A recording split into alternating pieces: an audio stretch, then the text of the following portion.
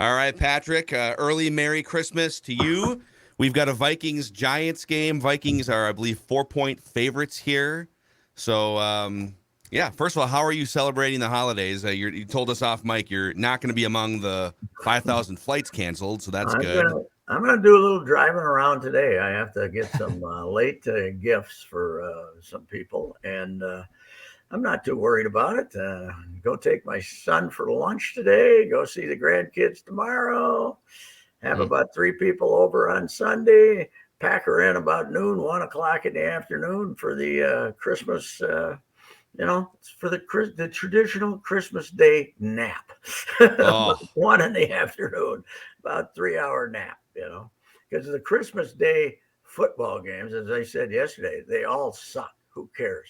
The Packers are playing nobody, and every game is terrible. So I don't. Last night, did America sit down and watch that thing? Well, there was an ambulance chaser effect there to watch the end of Zach Wilson's NFL career play out for 3 Chris hours. Streveler, too, Chris the Streveler. former Gopher. Yes. Former Gopher. I missed that. Yeah, he'd been the third guy, and then he got.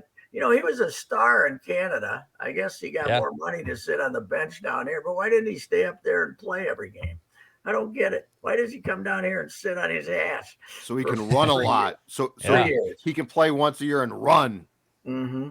Well, Zach Wilson was getting the Jamarcus Russell Zach Wilson comparisons after the certain number of games were all over Twitter last night. Virtually identical. Yep. Yeah, it's over. The stats of those guys. Yeah. But there were some great Jamarcus Russell anecdotes on there.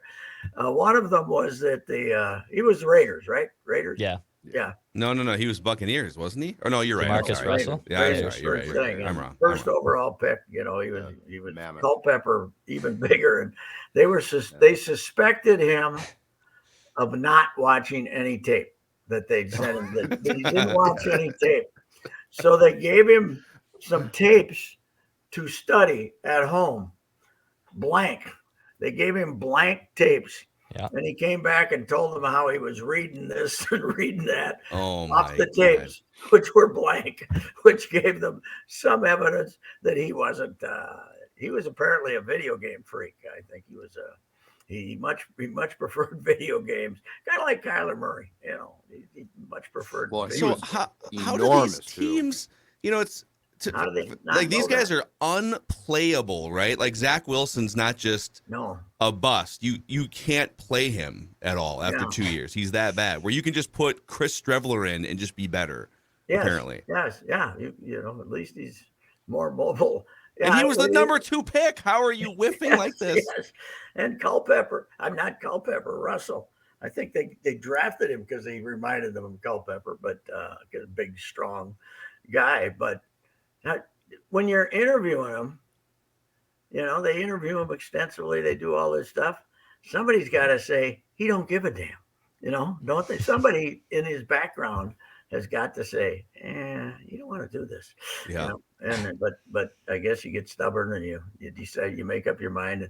I wonder who was running Oakland then. Which one of our geniuses was running Oakland? Let's look that up. So what Al Davis was still alive, right? He was calling the shots. Yeah. Because that was 2000. I remember. He would never be deterred on anything. So. Yeah, because I saw Russell at the Combine when I was covering it for the paper, Pat, and I remember he walked right by me, and I looked up at him, and I thought, who is that defensive tackle? Yeah, right. Because he was so. I mean, he wasn't just big. He was big on purpose. He didn't care about the weight. And right there at the Combine, you could have said, you know what, this might be a problem. The mothers who have fat children like us, like boys or something, they always say, well, he's big boned, Well, this guy was big. They don't want to say that us tubs just eat way too much. Say, he's big boned. Yeah. Wow. I just pulled up the 07 Raiders. It is a who's who of who is running that franchise. So Al Davis was the owner and general manager. Yes. So he was the general manager. And their head coach was Lane Kiffin in 2007. He didn't make it through the year, right? Didn't he did that year. He was 4-12. Got fired. And then maybe got fired. Next year. Yeah. And then the defensive coordinator was Rob Ryan, Rex Ryan's twin Wow. brother. And other notable offensive and defensive assistants, John D. Filippo was the quarterback's coach for Jamarcus Russell. Oh, really? How come nobody did that story when he was here? I don't Their know. guy. So how did it work? How did it work, John, talking to that blank canvas? So And Keith Millard was the defensive line coach for those he Raiders. got a little run as a line coach, didn't he? I don't know if he's with some college now or not. I don't think he is now. I think he's enjoying life. That was what an operation that was, though. Oh, God. Al, man. Al had all his buddies scout, and when everybody else was doing the highly,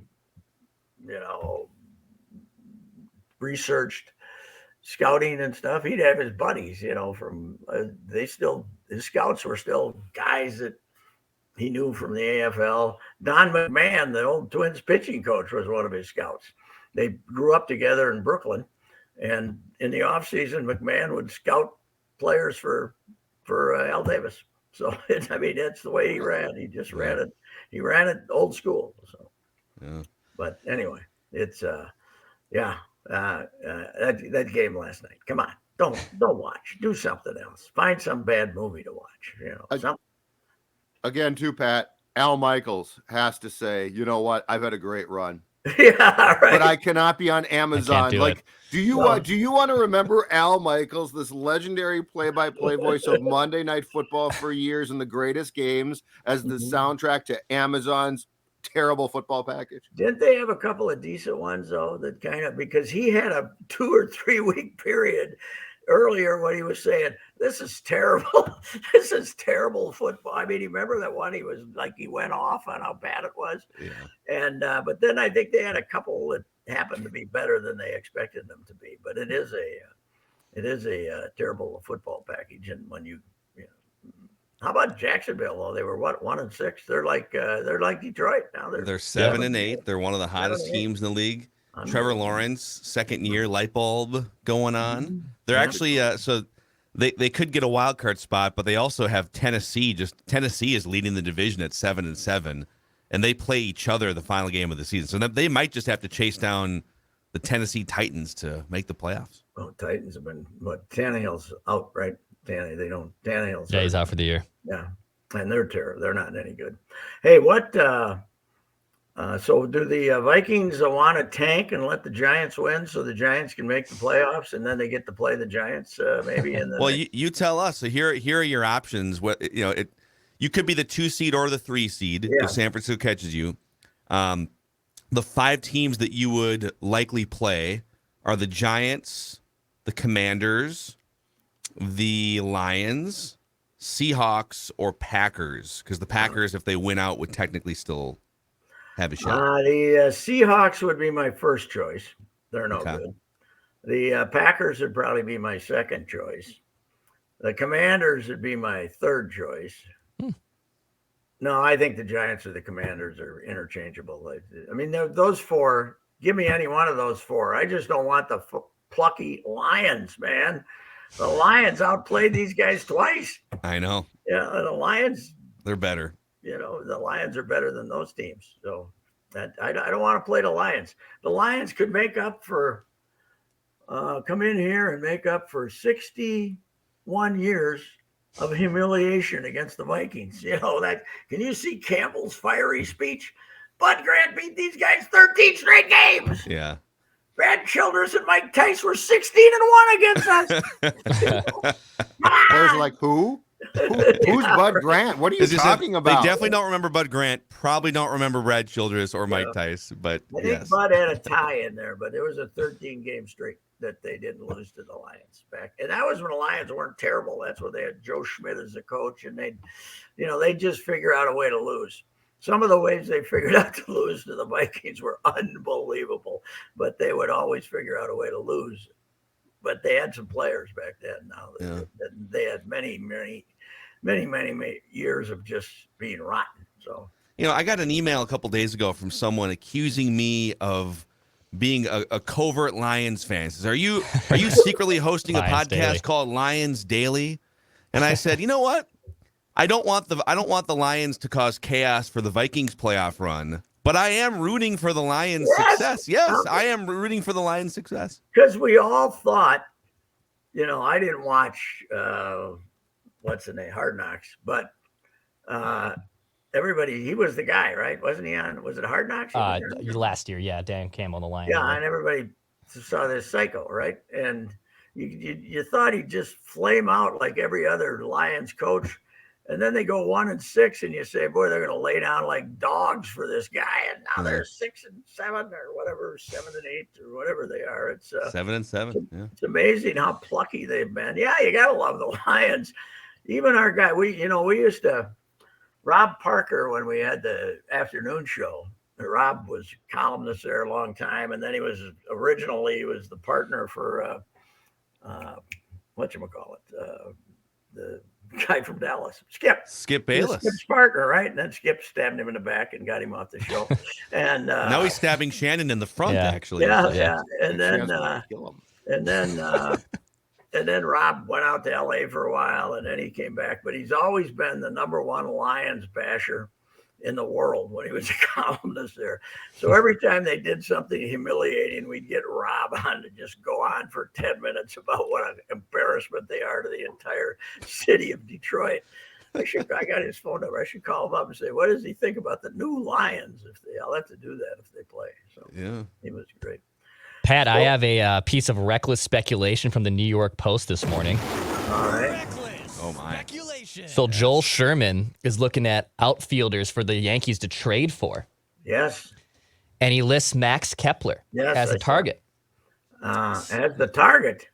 Target. So here's the proposed trade from Joel Sherman. Max Kepler and Nick Gordon for Gleyber Torres and Isaiah Kiner-Falefa. He comes back full circle to the Minnesota Twins after being here for 36 hours. A reckless trade offer from Joel Sherman. But if you get Torres, can't you just play him at shortstop?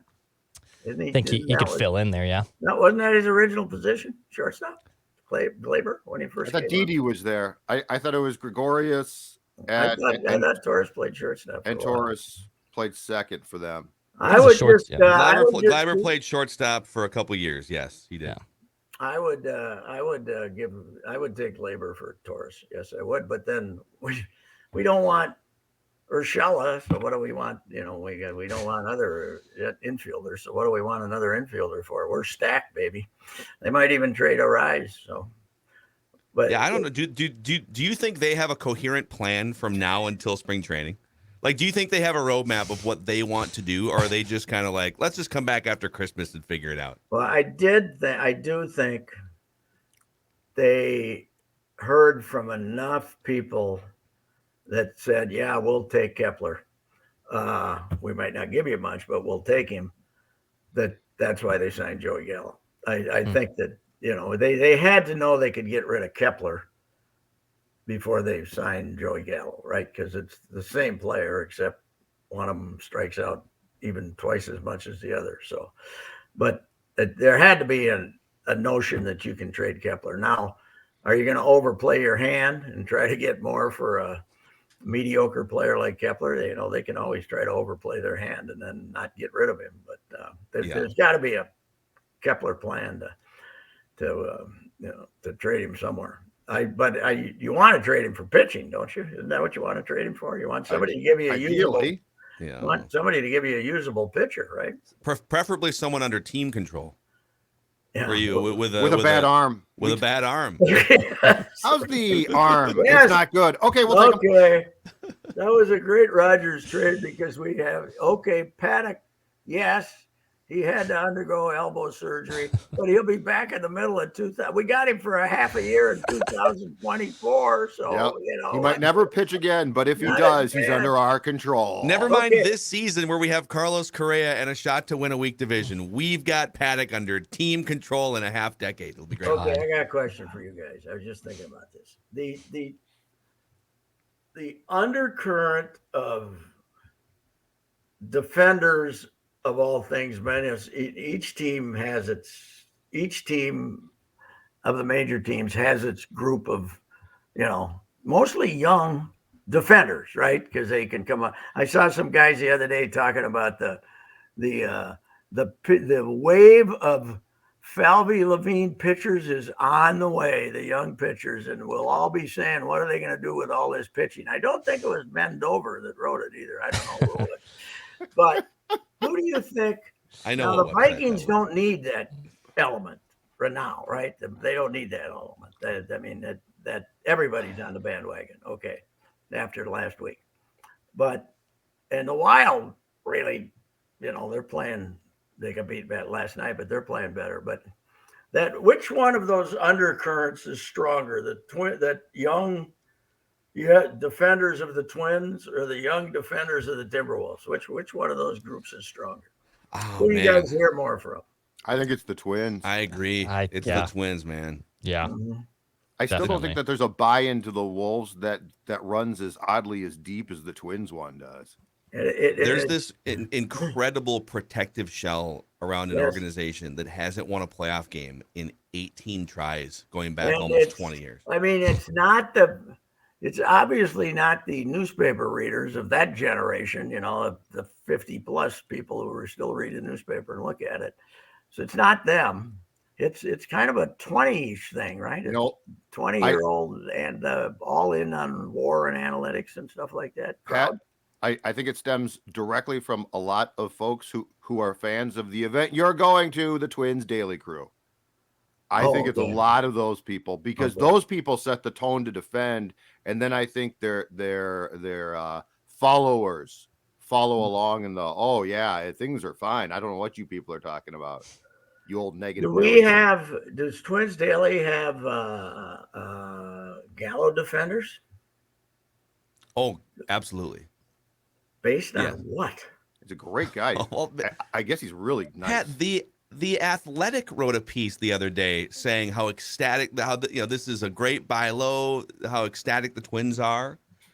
The Twins do an amazing, and I actually think it's a decent. I mean, he's not going to fix your franchise, but it's a decent buy low. I actually don't hate it, but the Twins have this amazing way of continuously making it feel like everything is fine. Hey, listen, we're making our way. We're doing things behind the scenes that people don't really understand. Like they are brilliant at spin as an organization. But it's the audience they're hitting is small because they get bashed in the most commentaries that you read. It's probably what I'm reading, right? Is what I read? Could be the algorithm, yes. The Star Tribune or other, when I see the comments there or some other stories, and maybe even ESPN and stuff, they get killed, but maybe the Twins Daily commenters are much more kind to them. I don't know. They want to be. I'll never forget that 2016, though, that at the end of spring training, I wrote that Sano was fat and that they were concerned. And boy, I got killed. They were, that generation, which is now older, obviously 6-7 years older, but they were very upset that that someone would question the greatness of this Tubalard. So, so it was. And you were right. Well, but right. I still think the franchise was in tremendous decline, obviously. And he showed up in 2015 and was pretty good for 3 months. Not as good in September, but he was very good in July and August. And among stupid decisions in Twins franchise history, saying you were going to put him in right field so we could get the extremely valuable one-hole park in the lineup is one of the stupidest decisions of all time and led to the worst season in Twins history. And I remember Perky was over having a couple of beers at my place in Paseo, the same complex, and he said, "This is a really good team." He says, "I like this team, but I don't like Sano in right field," and it just turned into that complete disaster. The pitching went all the hell. Everybody got hurt. Yeah. Perky got hurt, right? And everybody, by the end of the year, they were starting Pedro Hernandez and stuff like that. But the year went terrible. But I think you can mark down saying we're going to play Sano in right field as kind of jumping off point for stupidity, which came before these guys showed up, right? No, that was. I agree. I It's mean, just it there's just there's was a never gonna. It was never gonna work. I remember. They thought he'd stay in shape, though. That was my Yeah. favorite part of the whole thing is how can we challenge him to get in the greatest shape of his life? Let's put him in Yes, right put him field. in a position. Put him in a position because Plouffe had his best year in 2015, but you would have been better off having him try to play third and put Plouffe in right field, right? Yeah. Yeah. Well, Yeah. you could have tried something. I but think I've been thinking about this Correa thing too, just to kind of bring it full circle. And it's hard because you're not unless you get 100,000 Twins fans in a room and really get the consensus. You're basically just going off feel, right? You're going off things that you read or media, social media, whatever. But how many other franchises? And I'm not even saying that I would have signed him to that contract, but the Twins were trying to. So that the Twins made it their priority to start the offseason as other free agents came off the board and said, we will spend almost $300 million on a player and a 10-year contract. And this is our only focus from what we can tell. And they come up empty. And it is now exposed that he really didn't want to be in Minnesota. They really weren't the runners up. The Mets actually were. They really never were serious. And instead of people being mad about it or using that as sort of a, wow, this is a great snapshot of why the Twins over 20 years, look at all these other things they've done. And I'm not trying to pick on anyone here, but one of the articles written about their follow-up move, Joey Gallo comes in, and we're letting Thad Levine come in here and talk about how he's a premium athlete and brings versatility and a big bat. It's like your response to whiffing on the Correa thing shouldn't be to then, we got equally over here. We got Joey Gallo, who's a versatile premium athlete. Are you kidding me? And ladies and gentlemen, he's going to agree to take BP publicly twice a week. Although we don't let you in to watch BP for the home team. So, but hey, you can stand out there and maybe catch a long. Come see this. If Joey Gallo is a premium athlete, then what do you call Byron Buxton? Okay, on the curve of, I get that he's an athlete. That is correct. So you're 50%. Who read the long? Ron Bloom wrote it, but I think it might have been a composition of other stories for the Associated Press. Did you read the long Boris story this morning? Boris is telling what happened, that the Giants basically said, hey, we need more time. We need more time. And then he said, well, how much more time? And he said, 1 o'clock. And then it was always, we need more time. So it was obviously them getting cold feet. So he said we had a couple of clubs with that were same kind of with over 10-year offers. Okay. So that doesn't include the Twins. So they called the Mets. Cohen was eating dinner in Hawaii. He called them and he basically made the deal over the phone at 2 o'clock in the morning or what with him. But, Correa with his whole family were at the hotel in San Francisco and ready. He called them down to the room and said they want out. And, but who there was one Twins figure that played in this drama. The doctor. The Twins doctor, the Mayo guy that's what's in the camp or something, they were going on. He gave him the end of the year physical here and gave him a clean bill of health, according to Boris anyway. So, and they were saying, well, you got the doctor report, but it's obvious the Giants wanted out because the owner, the ownership didn't. This Charles Johnson guy, they just laid off 10%, 100 people in the operation, I guess, and they're cutting costs. And then all of a sudden he said, yeah, I guess we'll give them the deal. And then they got cold feet, but their cold feet did not include getting back to the Twins the way it sounded. Now they might have asked the Twins, do you want to go over 10 years? And the Twins, they supposedly did. And the Twins said no. Yeah. So. But this whole thing happens and it's just kind of a collective, and maybe that's where they are as a franchise. It's like, okay. Well, I guess, all right, who's the next prospect that we can get excited about? The still thing that I talked to the other day, though, I think it would be really classy for him to come back and accept all his plaques, don't you? Yeah. He should. He really should. He should. He should. And said, Especially if hey, he loves it here so much. He said- His last thing was, I want to be at the Diamond Awards no matter what, Scott. In February or Yeah, January or whatever. Because my Well, wife I mean, wants it to. would She be- loves the Twin Cities. Loves the snow.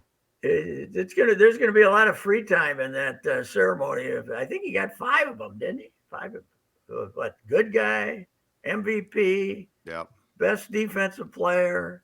I don't know what else. We got The award for player that loves Juicy Lucy's Yeah, the most. community Yeah, service yeah, or yeah. something. State Fair. Yeah. Sweet I think Martha's. Loved him. we named him most cooperative. Sat out there and be very, very openly lied to us, but that's okay. It's fine. At least he was talking. The rest of them were hiding. He was so nice to us that we couldn't bring ourselves to even think about trading him at the deadline. I know that I'm still dying on that hill. You're first. They couldn't have done that. They first place. They were just about to get 3 pitchers. The reason you got him is to try to win the division. You can't be in first place and say, okay, let's trade him. You got him to win the division. That's why you got him. You did, but then don't trade for Tyler Malley. Yeah. Trade for a guy that wasn't on the injured list 2 weeks before with a Whose bum arm shoulder. wasn't about to fall Trade off. for a real pitcher we can that's get not into hurt. all kinds of that stuff. Mally's got control of Phil. I don't know what you're talking Yeah. about. The shock to me though, and something that really derailed them for the fold was Jorge Lopez, because I was excited about him. Yeah. I thought he was Yeah, you really were. good. He was terrible, and that somebody Jorge Lopez shows up. He's been almost infallible, and he stinks. Who we holding responsible? Yeah. I can't. You know what? I can't believe more than anything. I got nothing against him as a human being, but I can't believe Pete Mackey's back as your pitching coach. He has the presence of a wall. Is that He always looks like he's just seen a ghost too when he comes out of the dump. is their staff okay? They haven't announced anything, but it is almost January. So are they just Yeah. rolling the same exact staff back? All They of them? changed something. Outside the training. Well, Yeah. then they changed one. I thought they changed one. I think Tommy's still at third base, Tommy's still at Hopkins, yeah. third. waving him home. Wait, Hank You Cogner, go, I you believe, go, at first. Yeah. you go too, everybody. How do you they literally think that they just got 20 games unlucky last year. That's Yeah. what they're saying. They think we got 20 games unlucky last year. Let's run it back. Except without Carlos Correa, we're going to run it back Yeah. and see what happens. That's amazing. Oh, Jace, didn't they add Jace Tingler, bench coach? Was he there last year? He Or was was he there not? last He was there last year. I year. don't even remember I anymore. guess See? he was there last year. Padres. Judd, you missed the 5 episodes where Judd hinted at Judd Jace won. Tingler potentially taking over as manager. Yeah. halfway through the year. It was a I blur. wrote that down like 6 times during the Yeah, course of the you're right. season I 'cause forgot figured about that. it Declan was just right to blacks happen. out during Blacked our Twins out. episode. I Yeah. want to mention one last thing. I've been reading the Star Tribune's report today on the Gophers' victory over Chicago State. And it was nice to see Dawson Garcia show up big against a team St. Thomas only beat by 22 and, to win by 3. And it's great that we're creating some momentum here before the Big Ten season starts by beating Pine Bluff and Chicago State 3-12, by the way, before the Alcorn State game. We stink, okay? We stink. You now know why Stop they trying will. to put sugar-coated pig. It's terrible. You now know, Patrick, why they won't play the Tommies. Your question has been answered because they'd lose by 15. That's unbelievable. Oh, God. How can you beat Chicago State? By the way, they announced 8,000. Somebody told me the head count was 1,500. Now it's a snowstorm and everything, so they probably would have had 3 if it wouldn't have been for the bad weather. It's a noon start, right? They had to move the game up, but 1,500 people there. So Dawson Garcia can't be stopped when it starts. he at noon. cannot in big clutch situations. Yeah, I sure hope we can keep him, unless he has to transfer again. Boy, North Carolina, how the Tar Heels ever going to survive without him? I don't know. I don't know how it's going to be. Hey, Merry Christmas! Merry Christmas. That's right. Whoa. Hey, to sauerkraut pizza, everyone. Yes. Oh, yeah. I got that. All right.